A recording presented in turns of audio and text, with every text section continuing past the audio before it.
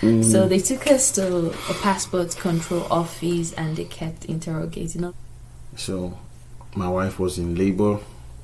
She was down at the basement, and we would make a video call. She would try to talk to the while she was in labor, and they could see her obviously crying and in pain, but she would do her best to tell them what we needed.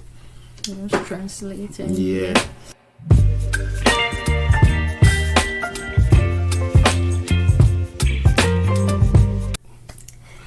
Hi guys. Welcome back. Chad, and this is my wife. I'm Faith. And once again, we want to welcome both our old and new subscribers.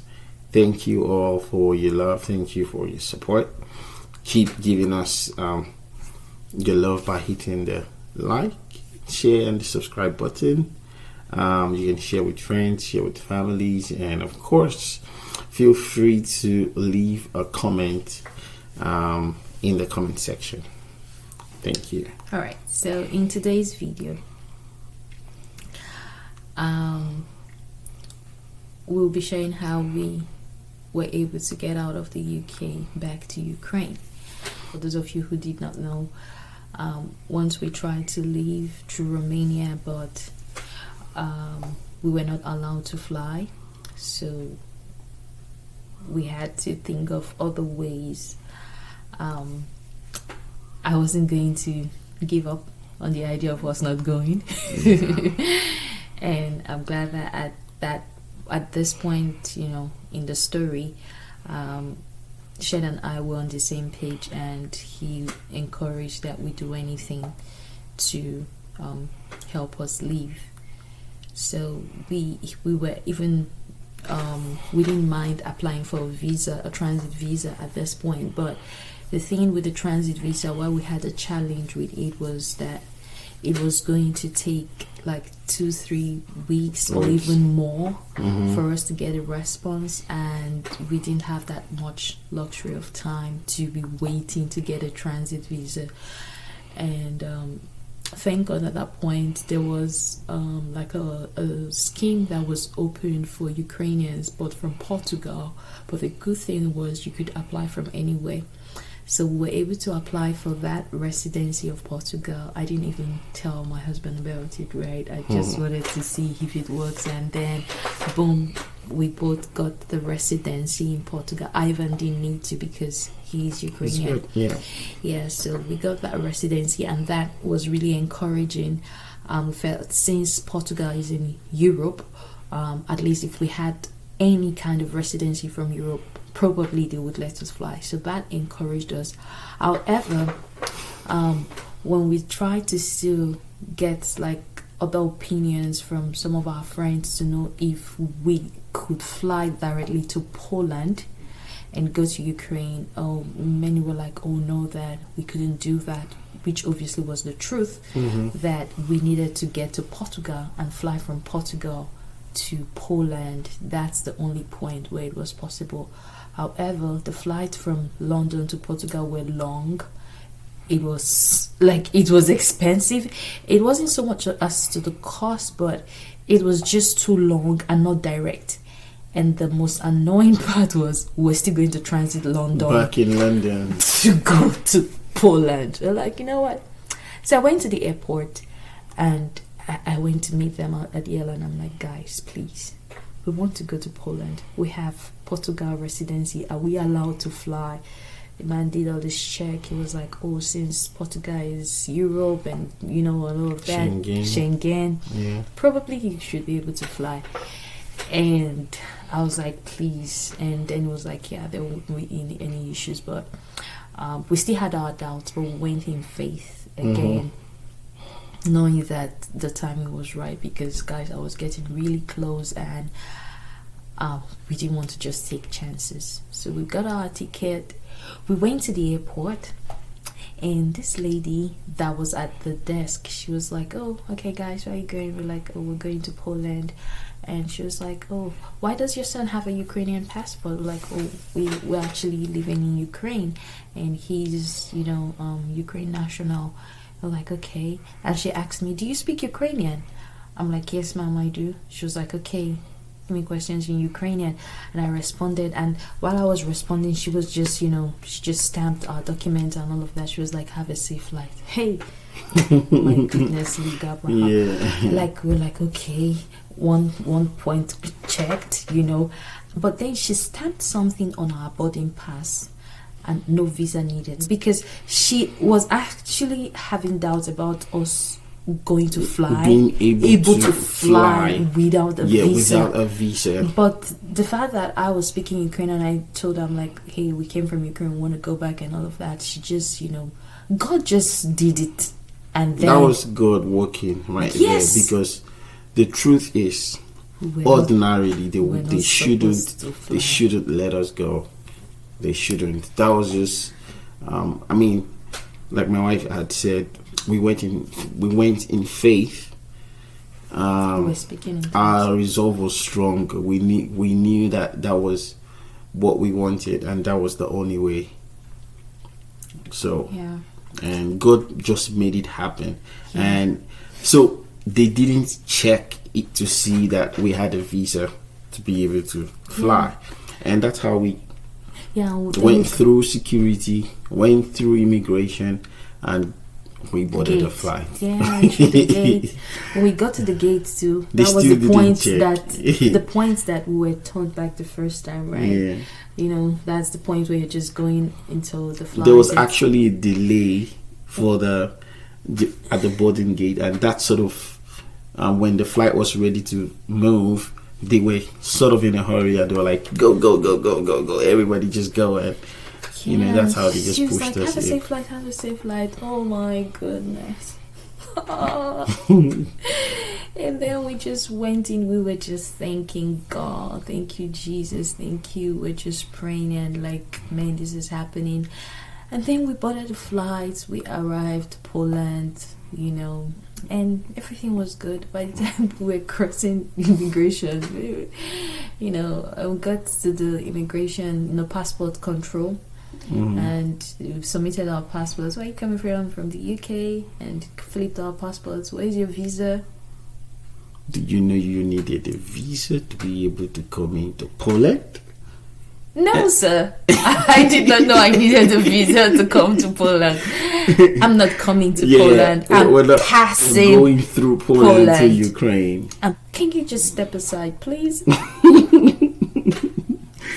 We're Ukrainians. Sorry, ma'am. No, you're Nigerians and you need a visa. Okay. But you know what? We're here. Are you going to send us back to the UK? Of course not. So they took us to a passport control office and they kept interrogating us. But God. So guys, I was doing a search for a bus that would probably leave on the same night prior to when we got to Poland, right? A bus that would leave on the same night, so we just go straight and we don't need to spend the night in Poland. And for some reason, I took a screenshot of the bus details. I did not do a booking. I took a screenshot of the bus details that were available for that night.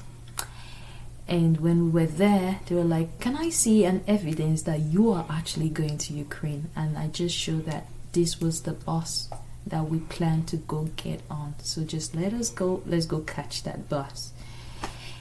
And yeah, after some time, they just let us pass, and we were so excited, but we were very hungry and tired. Yeah, I mean, and it was just about the beginning of the journey, because we had to travel the whole night to the next day on a bus from Poland to Ukraine. Lviv in Ukraine. Yeah, so, which was like 2 hours from our city where we were staying.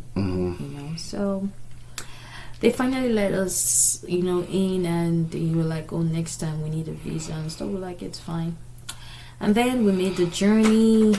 We came into Ukraine. That wasn't a challenge because, we have our documents for Ukraine, so it wasn't a problem at all. We just went in and we made the journey without stress. So we got into Ukraine, there was just this. Yeah. It was just this like, oh, the dome. I go to home, you know. And it was nice, but then we knew that we had a goal in mind. We had something we wanted to just come get, and we wanted to be out as quickly as we could. And by the time we got home, I just went to when we got to Ukraine, immediately the city where we were, just went to the hospital to register that, hey guys, I'm pregnant, I'm going to give birth anytime soon. So just so they have my record and my details, and a few medical tests that I had done in the UK, I had to show the results to them, so they could just update my record, and if I needed to do any scanning or anything, and they did as much as they could. So we were just mostly waiting, you know, for baby to come, you know, and we had a date in mind when we're praying for baby to come. We didn't want to be in Ukraine for long because at that point there were really no bombings, but you could still feel that tension. I mean, at that point there were bombings, but not in our location, not in our right? location. But then you could see the tension in the air, fear, military presence as well. You see them going about questioning people on the road. Yes. You know, so it was, and there weren't too many blacks. I think we were about the only black people in Ukraine in that city as at that time. So they were actually surprised to see it. They're like, hey, everybody left. What are you guys doing back here? Lots of people were asking us that, why are you guys here? You know, you can go to Europe. You know, you can go to other countries, you know. But we knew why we came back, and we just wanted to have what we needed to do, you know, to get done. Waiting, but I think a few days later, I wasn't feeling too good. I'd gone for scan, and you know, and the doctor, he wasn't very pleased with the result, and she was like, how do I feel? I said, I'm not feeling very well, and not knowing that, you know, she was really worried about the scan. She thought maybe my amniotic fluid was not as much as it should be, you know, and she called the ambulance, and I was really feeling, my blood pressure was low, very low, and she called the ambulance on us. And I mean, it's like you're just going on a normal, your everyday day, you know, and then they just called the ambulance. They just called the ambulance, and then they just, like, you know, and she had to drive, you know, with Ivan, and I was in the ambulance by myself. So they took me to the hospital, and they said they were going to just keep me to just be monitoring, you know. However, they gave they gave me some drips. They kept me there for some time, and they were just watching how things were going to progress. At this point, there was no signs of baby coming and stuff, right? And after some time, they asked that I could go home, but be coming back on a daily basis just for them to check me and stuff, right? And I think 2 days prior to that, was around on the 12th of July, and they were like, they think I shouldn't be moving in, out, up and down and stuff, that because they were noticing some changes in some of my vitals. I should just be in bed and just stay there, you know. So I was there, and on the 13th, Shed would come a few hours, they'll visit me, but I was just mostly in the hospital by myself. And on the 13th, I knew that I didn't want to stay too long again, and we're really praying. And from 13th night throughout the night, I almost did not sleep. I was just praying. I was moving my body, doing exercise, and I was just, you know, listening to music, listening to worship and all of that, just sort of preparing my mind and my body for delivery, you know. And by the next morning, the doctor that was on duty, she was going to sign out for the night shift. So I told her that, can she just check me, because I had been feeling like a bit of pain, but slight pain, so if she could check me. She was like, oh no, it's not yet. I'm like, just check please. She was reluctant, but she did check, and when she checked, she said I was 4 centimeters dilated, and I was so excited. I'm like, okay, so it's happening today. And I told her that, okay, please bring baby things and all of that. So they took me from the room where I was to the delivery room, right? And while I was in the delivery room, I was just praying, and I called a few people to just say that, okay guys, baby's coming, please join us in prayer. And while I was there, I started feeling contractions, and in the course of that, the air siren started. So when the siren blows like that,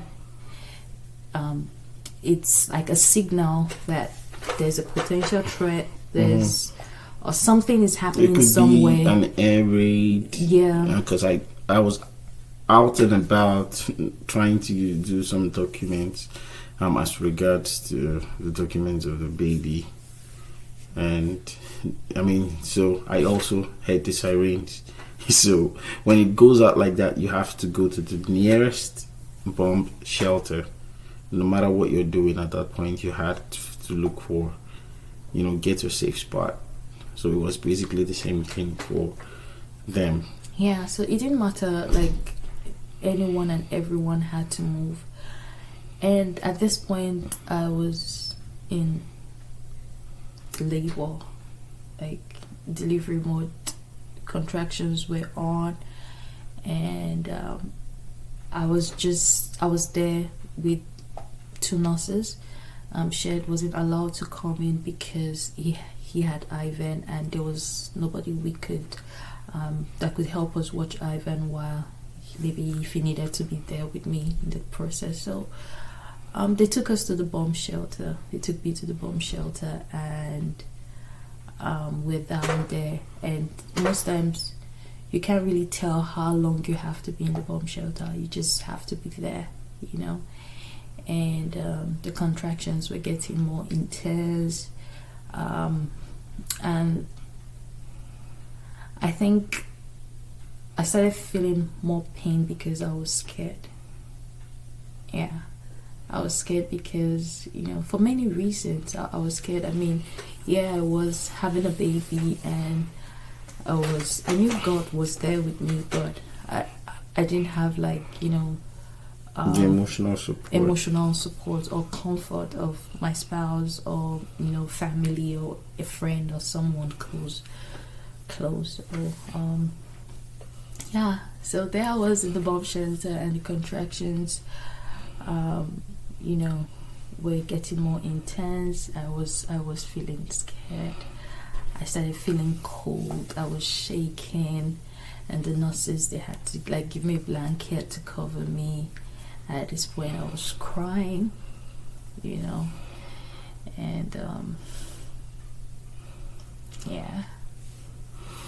and I called Shed. He was out still doing the document. I was telling him how I was feeling, but I tried my best to keep praying. I was just praying. I was declaring words like, this delivery is going to be smooth. It's going to be quick, easy, and swift. Easy and swift, And for about 2 hours, we're down there, and I didn't know how much longer we're going to be there for, right? And there were other women there. It's not like it was only me. There were other women who maybe just had a baby, or were about having their baby, and so we're just down there in the basement or in the shelter, and and after some time, 3 hours thereabout, the sirens started again. Oh, that was a signal to say that okay, it's fine, and you can go back upstairs. Yeah, so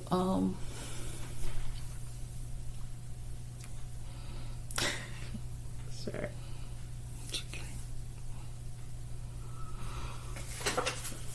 Yeah, so all of those times when she was there, the best I could do, um, she would call me on video. Was in labor and I couldn't speak Ukrainian, right? And here I was in an office, and I couldn't communicate with the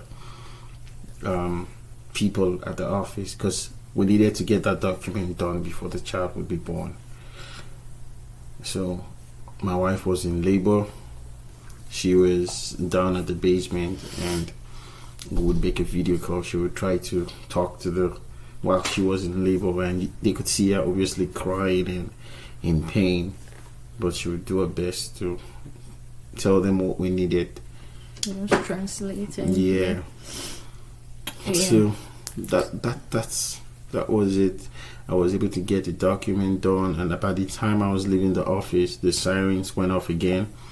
Yeah, and that was the point where when the siren went off, so they were like, oh, they had to take me back to the delivery room, and but at this point, I couldn't walk. Like I couldn't walk, and the nurses because like down the basement you can't even use an elevator, so I had to climb the stairs back to the first floor, and I could feel lots of pressure, like it was like the baby was gonna come out right now, but they just tried to take me, and when we got upstairs, the doctor came and he checked, and it was like, oh, I was 8 centimeters. That was still going to take a bit of time. Do I need if I wanted to take like any pain relief and stuff? I'm like, no, like I feel the baby coming. It was like, oh, you still have time. Like it's 8 centimeters. We have to wait for you to your test